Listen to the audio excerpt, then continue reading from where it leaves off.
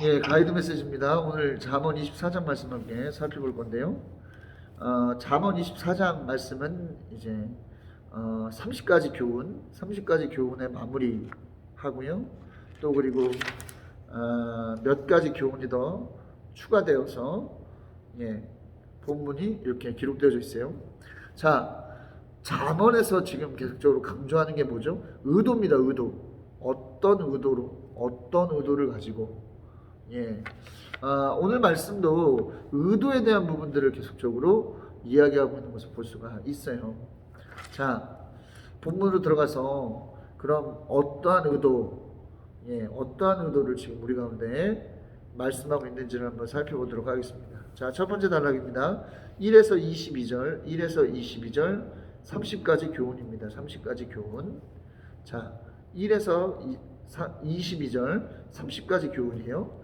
자, 본 단락에서는 30가지 교훈의 19번째부터 마지막 30번째까지의 이야기를 하고 있습니다. 하나하나 좀 살펴보면 19번째가 1절과 2절에서 나오고 있는 것을 볼 수가 있어요. 자, 악한 사람을 부러워하지 말라. 그리고 그들과 어울리고 싶어 하지도 말라 이야기하죠. 여러분, 악한 사람의 마음속에는요, 악한 의도가 가득 들어있어요. 폭력이라고 하는 의도, 남을 해치려고 하는 의도가 가득 들어있습니다. 그렇기 때문에 그들을 부러워할 필요도 없고 어울리려 할 필요도 없는 거예요. 얻을 수 있는 게 없기 때문에. 근데 우리는 악한 사람들을 굉장히 동경하고자 하는 마음이 있어요. 왜? 우리가 볼 때는 악한 사람이 어떤 때는 멋있어 보이고 어떤 때는 잘 사는 것 같아 보이고 어떤 때는 실력 있어 보이는 것 같고 그렇기 때문이죠. 그러나 여러분, 중요한 것은 겉으로 드러나는 무엇인가가 아니라 속에 무엇을 담고 있는가예요.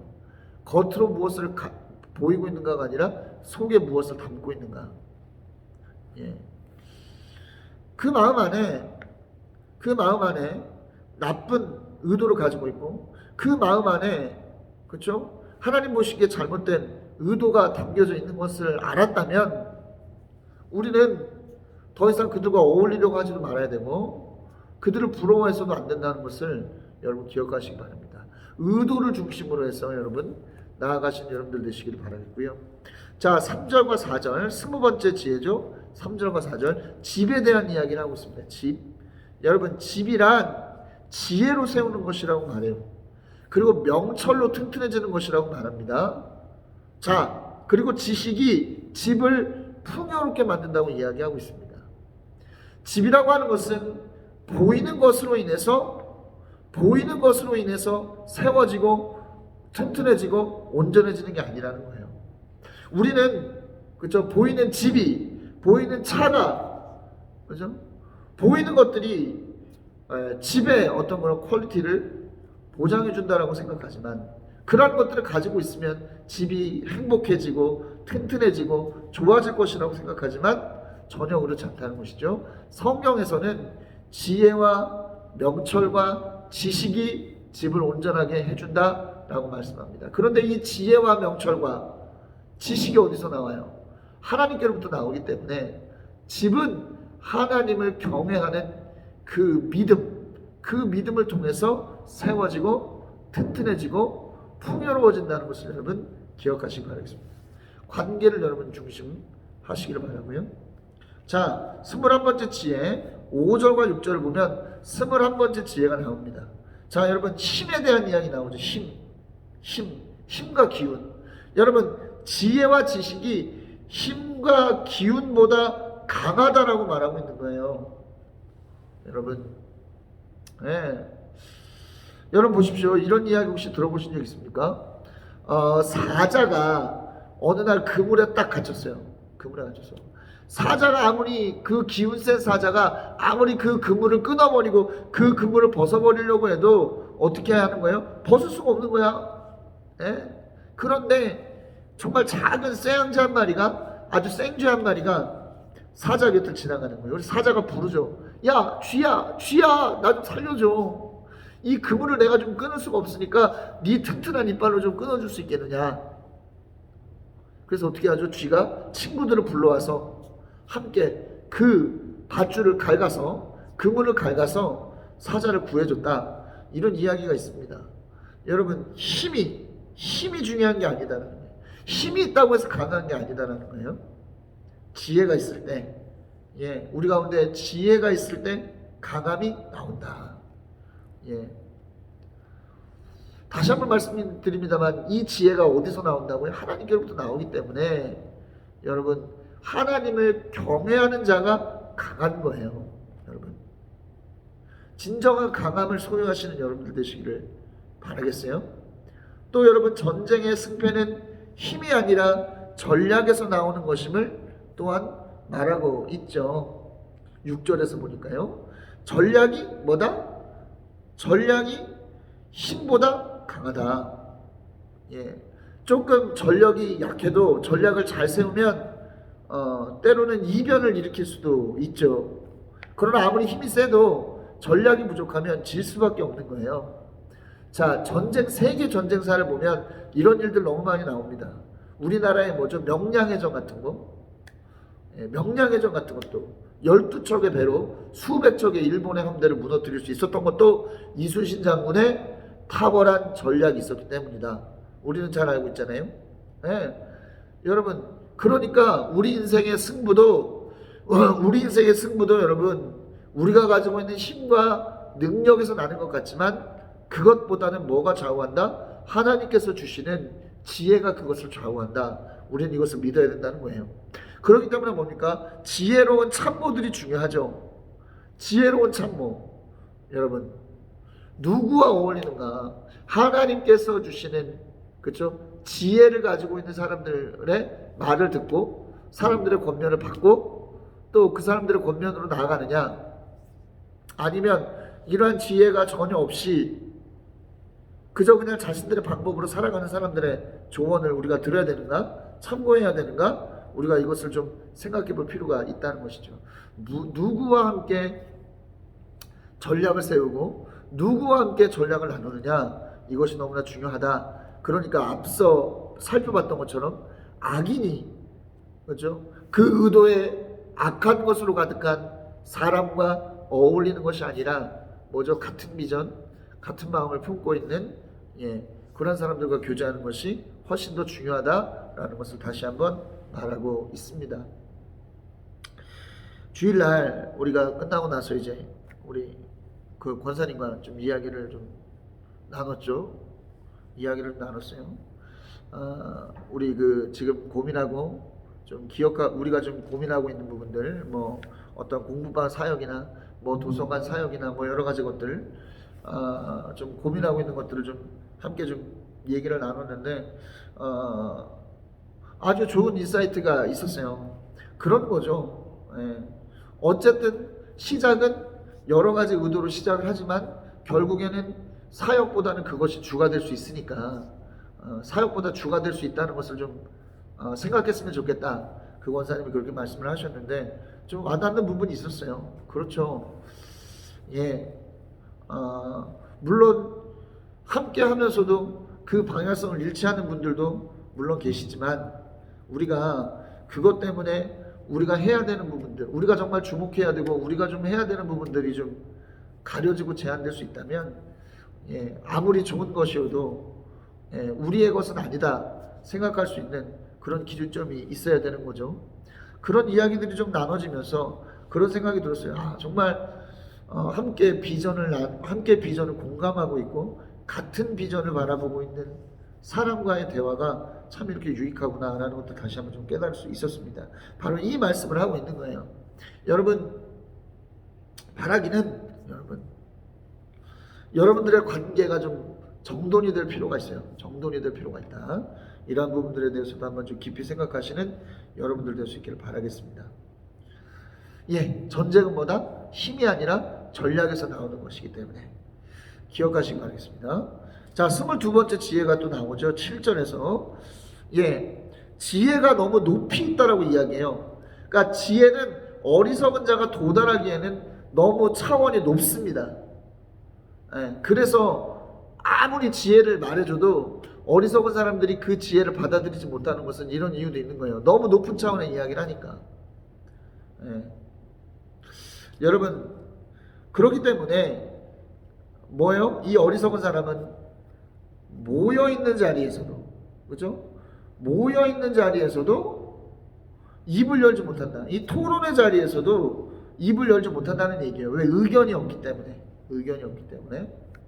그러니까 여러분, 하나님을 경외하지 않는 사람들, 예,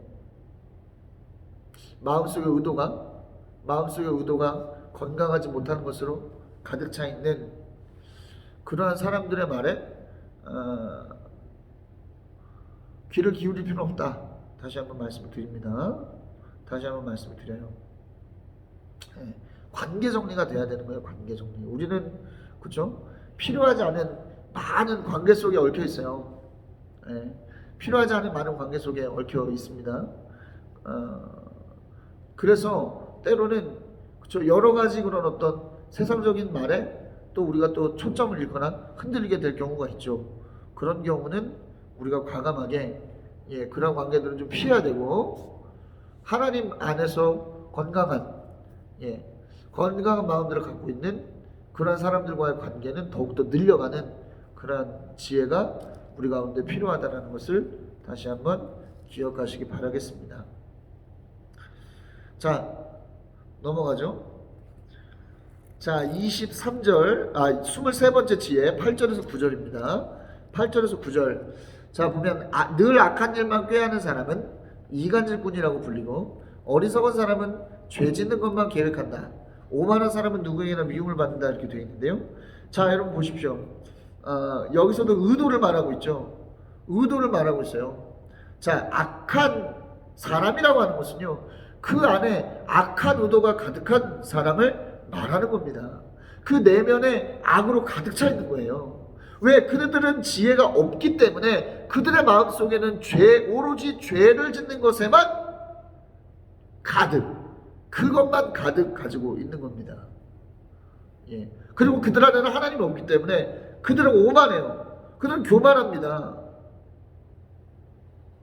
예. 그렇기 때문에 뭐예요? 이들은 인간적으로 미움을 받고 하나님에게서도 미움을 받는 그러한 상황에 놓이게 되는 것이죠. 여러분, 우리의 내면을 늘 점검해 봐야 돼요. 우리의 내면 속에는 지금 뭐가 가득합니까? 예. 하나님이 주신 지혜로 가득한가? 아니면 우리의 욕심과 우리 어떤 그런 인간적인 어떤 그런 본능만이 가득 차 있는가? 좀 한번 생각을 좀 해보시고 우리의 내면이 언제나 하나님께서 주시는 건강한 지혜로 가득 차는 은혜를 경험하시게 되시기를 또한 그리스도 이름으로 축원하겠습니다. 자, 24번째 지혜 10절이죠. 10절. 재난을 당할 때에 낙심한 것은 너의 힘이 약하다는 것을 드러내는 것이다. 예, 나는 이 말씀을 읽고 굉장히 확 와닿았어. 굉장히 확 와닿았어요. 여러분, 재난을 당할 때 낙심하는 것이 여러분 자연스러운 것이죠. 그렇습니까? 그렇습니까? 예. 또한 재난을 당했을 때 우리가 흔들리고 우리가 좀 어려움을 당하는 것은 우리의 힘이 약한 것이다. 여러분, 이게 당연한 건가요? 어떻게 보면 당연한 거죠. 세상적 관점에서 보면 그래요. 재난을 당할 때 낙심되는 거 당연하지. 그러니까 재난 때 뭐예요? 우리 힘으로 돌파해낼 수 있는 여러 가지 것들을 만들어 놓잖아요. 마련해 놓잖아요. 돈을 쌓아 놓는다든지 보험을 가입해 놓는다든지. 예. 뭐 다 왜 하는 거야? 어려운 일을 당했을 때 뭐 하기 위해서? 이것을 돌파해낼 수 있고 또 이것들 속에서 내가 흔들리지 않기 위해서, 약해지지 않기 위해서 그렇게 하는 거 아닙니까? 근데 여러분, 중요한 것은 뭐냐면 빠져서는 안 되는 부분이 있다는 거예요. 여러분, 빠져서는 안 되는 거 뭐예요? 하나님을 의지하는 것이 절대로 빠져서는 안 된다라는 것입니다. 여러분.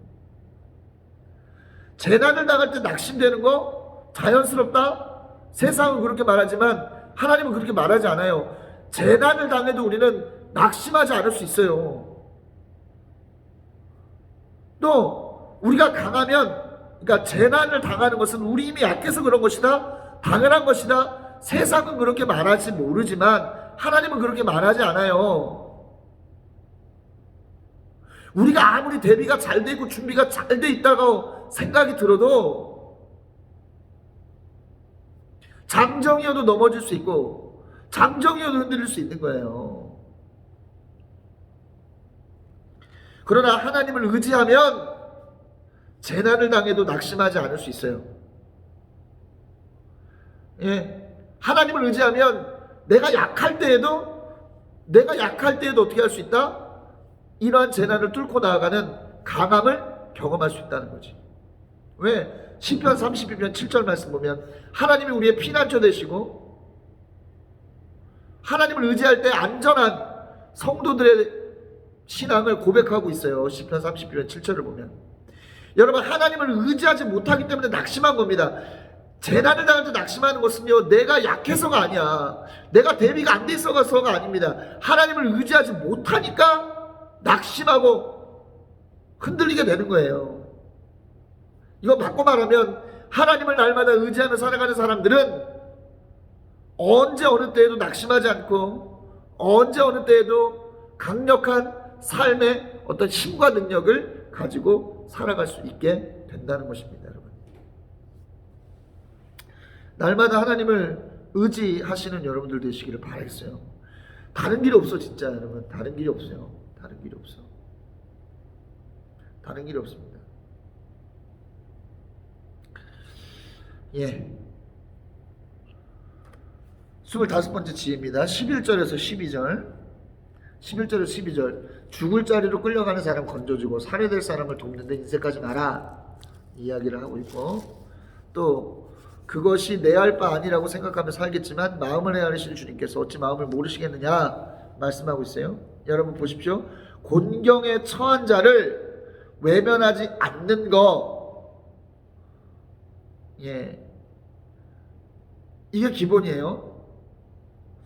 여러분, 왜 우리가 곤경에 처한 자를 외면합니까? 자신의 유익 때문이에요. 사실 따지고 보면 괜히 이거 편들었다가 말려 들어가가지고 나만 손해보는 거 아닌가. 아유, 괜히 이거 도와줬다가 괜히 내가 막 이상하게 몰려가지고 나만 좀 곤란에 빠지면 어떡하지? 자신의 유익을 위해서 타인의 공경을 외면하는 거예요. 그런데 하나님께서는 자신의 유익을 위해서 타인의 공경을 외면하는 그러한 일을 하지 말라고 말씀하는 것이죠. 왜? 하나님이 우리의 의도를 아시고 그 의도대로 갚으실 것이기 때문에. 여러분, 우리의 행동의 원리는요 뭐냐면 행한 대로 갚으시는 거예요. 행한 대로 갚으시는 거예요. 하나님께서는 우리가 행한 대로 갚으십니다. 우리가 말하는 대로 행하시고요. 그러니까 뭐예요? 우리의 말과 행동이, 그죠? 철저히 하나님 중심으로 세워져야 되는 이유가 여기 있다는 것이지. 하나님은 절대로 공경에 빠진 자를 외면하시는 하나님이 아니라는 거예요. 그렇기 때문에 우리도 때로는 우리의 손해를 감수하고서라도 이러한 사람들을 돕는 일에 열심을 내야 된다. 이것이 손해가 아니라 결국엔 하나님께서, 갚으신 하나님께서 이것을 우리에게 손해가 아니라 우리의 유익으로 바꿔주실 것이기 때문에. 여러분, 드라마를 보면 이런 공식이 있잖아요. 주인공이 뭐야? 면접을 보러 가. 그 면접을 보러 가는 날 늘 어떤 일이 일어납니까? 공경에 빠진 노인이 있어요. 공경에 빠진 노인이 있어. 그럼 어떻게 하죠? 면접을 제쳐두고 자신이 뭐 회사 떨어질 걸 감수하고서 어떻게 하죠? 그 노인을 도와요. 그러면 그 노인이 어떻게 돼? 나중에 알고 봤더니 그 노인이 회장님이야. 그 노인이 왜 회장님이 버스 타고 다니고 왜 회장님이 길거리 그렇게 혼자서 돌아다니는지는 알 수 없는데 어쨌든 도와주고 나니까 회장님이에요. 회장님. 그래서 어떻게 된다? 더 오히려 높은 자리, 회장님하고 가까운 자리에 취업이 되는 그런 일들이 일어난다. 이게 드라마의 얘기입니다만 하나님의 생각이 그렇다는 거예요. 하나님의 생각이 공경에 처한 사람을 도울 때 하나님께서는 그것을 절대로 잊지 않으시고 갚아주신다. 그러니까 우리는 어떻게 해야 된다? 우리도 그런 삶을 살아가야 된다라는 것이죠. 자, 26번째 지혜입니다. 꿀송이에 대해서는 꿀송이. 꿀을 먹으면 좋아. 달콤하기 때문에, 그렇죠? 자, 지혜도 그렇다는 것이죠. 지혜가 우리 입에 들어올 때 달아요. 지혜를 먹으면 어떻게 됩니까? 장래가 밝아지고 소망이 끊어지지 않는다 말하고 있죠. 여러분 왜 그러느냐? 이 송이꿀, 이 꿀이라고 되어 있는 것이요, 시편 119편 103절 보니까 하나님의 말씀이에요. 지혜는 곧 말씀이야. 하나님의 말씀을 우리가 먹을 때 어떨 때는 굉장히 막 내 영혼이, 내 마음이 막 짜릿짜릿한 달콤함을 느끼죠. 그리고 말씀이 우리 가운데 쌓이고 말씀대로 행하게 될 때 우리는 하나님께서 주시는 놀라운 은혜 속에서 행복을 경험하게 돼요. 말 그대로 진짜 우리의 장래가 밝아지고 소망이 끊어지지 않는 은혜를 경험하게 되는 겁니다. 그러니까 여러분 날마다 이렇게 말씀을 먹는 것은 우리에게 너무나 중요한 일이고 우리가 반드시 해야 될 일이라는 것을 여러분 기억하시기 바랍니다. 저도 그럴 때가 있어요. 여러분도 그러시겠지만 말씀을 읽다 보면 가끔 그 말씀 한 구절이 막 내 마음속에 팍 와서 막혀가지고 막 너무 기쁘고 흥분되고 너무 짜릿짜릿할 때가 있어요. 이것을 날마다 우리가 경험해야 됩니다. 그러니까 여러분 밥 먹기 전에 말씀을 꼭 드시고 그런 행복을 경험하시기 바라요. 그래서 나는 이해했어. 꿀보다 더 달다. 말씀이 그럴 수 있겠다. 꿀보다 더 단 말씀을 늘 드시기를 바라겠어요. 자, 27번째 지혜입니다. 27번째 지혜 15절에서 16절. 악한 사람아 의인의 집을 노리지 말고 그가 쉬는 곳을 헐지 말아라. 의인은 7번 넘어지더라도 다시 일어나지만 악인은 재앙을 만나면 망한다. 이렇게 이야기합니다. 자, 의인을 궁경에 빠뜨리지 마라 말하는데요. 여러분 의인은 7번 넘어진다. 일시적으로 넘어질지 몰라요.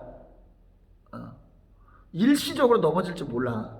그러니까 아무리 의인을 넘어뜨리려고 해봐야 일시적으로는 성공할지 모르지만 그것은 항구적으로 성공하지 못한다. 영구적으로 승리하지 못한다. 왜? 다시 일어서기 때문에. 그러나 악인은 한순간에 무너지게 된다. 우리가 그렇다는 거예요. 하나님을 믿고 하나님의 길을 가는 성도들은요, 넘어질 수 있어요. 실수할 수 있고 넘어질 수 있고 낙심해서 잘못된 길로 갈 수도 있지, 순간적으로. 그러나 그것은 뭐라는 거예요? 그건 순간적인 것이지 영원한 것이 아니다라는 거예요. 우리는 다시 일어날 수 있어요. 우리는 다시 할 수 있어. 하면 되는 거야. 승리하는 우리가 됐으면 좋겠습니다. 정말 하나님께서 그런 힘을 주시고 하나님께서 그런 능력을 주시리라고 성경에서 약속하셨습니다. 믿음으로 승리하는 여러분 되시기 바라고요. 자, 28번째 원수에 대해서 나오죠. 여러분 이것도 의도에 대한 이야기예요. 원수가 넘어졌을 때 왜 기뻐하나? 왜 기뻐하나? 왜 잘됐다고 박수를 치나? 이 의도의 문제라는 것이죠. 하나님께서 우리의 의도를 보시고 노여움을 어떻게 하신다? 원수에서 우리에게로 돌리실 수 있다라고 이야기하는 것이죠. 하나님의 마음은요, 원수도 사랑하는 거예요. 마태복음 5장 43에 44, 누가복음 6장 27, 35절을 보면 예수님께서 뭐라고 그랬어요? 원수도 사랑하고 너희를 박해하는 자들을 위해서 기도하라고 말씀합니다. 믿는 자들은 우리를 힘들게 하고 어렵게 하는 사람들이 망해라 하는 사람이 아니라, 그리고 망했다고 박수치는 사람들이 아니라, 하나님 지금은 저들이 자기의 죄를 알지 못하고 하지만 저들을 변화시켜 주시고 용서해 주시고 살려주십시오. 이렇게 기도하는 사람들이 돼야 되는 거예요. 그래서 원수가 혹은 간혹 잘못된 것들을 보더라도 아유 고소하다 박수치는 사람들이 아니라 함께 안타까워해주고 함께 울어주는 사람이 돼야 되는 거예요.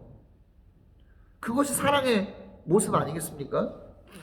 예, 사랑의 의도 없이 하나님 앞에 나아가는 것은 하나님께서 너무나 싫어하신다는 것을 여러분 기억하시기 바라요.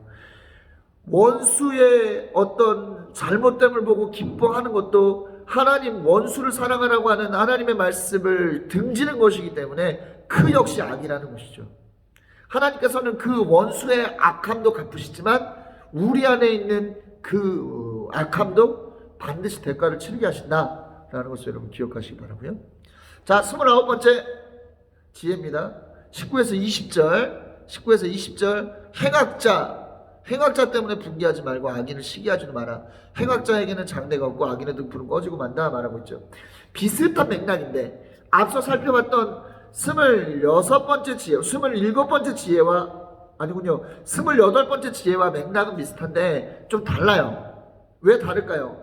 이런 면에서 달라요. 행악자에게 분개하고 악인을 시기하는 그 이유가 어디 있을까?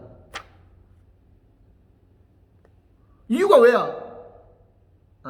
여러분, 악인에 대한 우리가 관심을 갖고 있기 때문에 그런 거예요. 무관심하면 분개할 일도 없고 시기할 일도 없어요. 근데 늘 관심이 있으니까 화도 나고 시기도 하는 거야. 우리는 기본적으로 행악자들에 대한 동경을 갖고 있다니까요.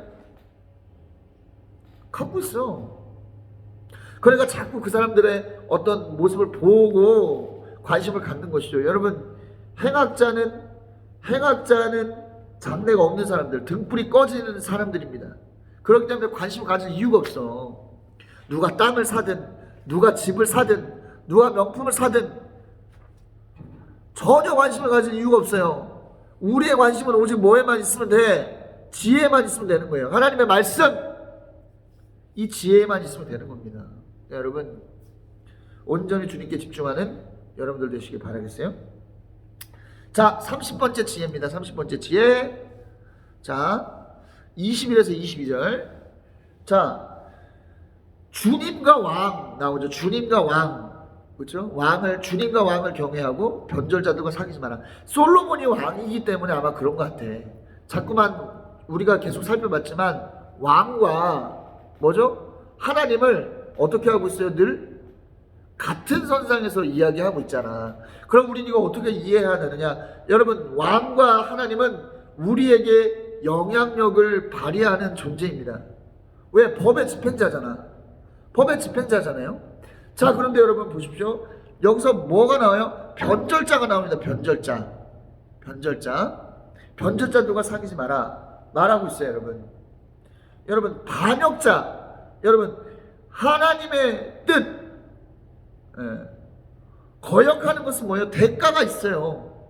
그러니까 이건 대가를 내가 함께 감당해야 될 일에 빠지게 되는 거예요. 하나님의 기본적인 태도는 뭐다? 순종입니다. 순종이에요, 여러분. 누가 그냥 막 저 봐봐, 야 저 봐라, 하나님이 어딨냐? 하나님이 뭐하냐? 막 반역하는 말을 한다고 거기에 혹해가지고 그렇지 하나님 믿어봐야 소용없더라. 야 아무리 기도해봐야 응답도 없고, 야 몸만 피곤하고, 야 소용없더라. 함께 그냥 이렇게 가는 게 아니라